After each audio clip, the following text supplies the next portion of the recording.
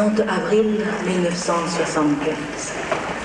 L'armée nord-vietnamienne, juchée sur les chars soviétiques, écrase les grilles du palais de l'indépendance. C'est le palais présidentiel de Saigon. Depuis ce jour, la liberté est égorgée au Vietnam. Derrière les barreaux de prison s'élèvent des centaines de milliers de voix. Chante, mon frère, chante. Demain, la rosée du matin brisera déjà. Mais nous sommes le 30 avril 1975. 12 ans déjà. Ou 12 ans seulement. Il y a toujours autant de bateaux sur l'océan, comme cette fin avril, quand ils ont pris la route de l'exil. Saigon, ma vie. Saigon que vous appelez la perle de l'Orient flambée par quartier, et la haine s'inscrivait en colonnes de fumée au-dessus des maisons violées.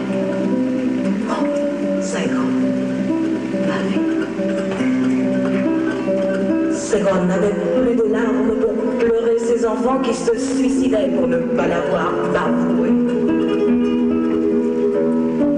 12 ans déjà, et toujours autant de bateaux sur l'océan, comme en cette fin avril, quand ils ont pris la route de l'exil.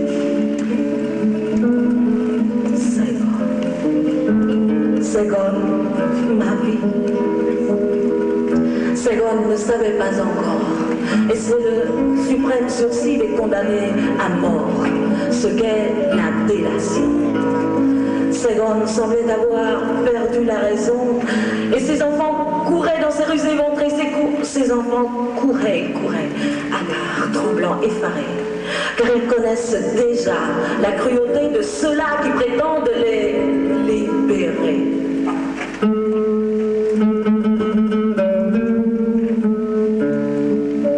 Ils ne voulaient pas voir flotter sur leur ville d'étranges drapeaux venus d'ailleurs. Alors, ils les ont enfouis dans le fond de leur cœur, dans chaque pore de leur cœur, les dernières images de leur ville ensanglantées. Ils ont imprégné leur cerveau des derniers soubresauts de leur pays,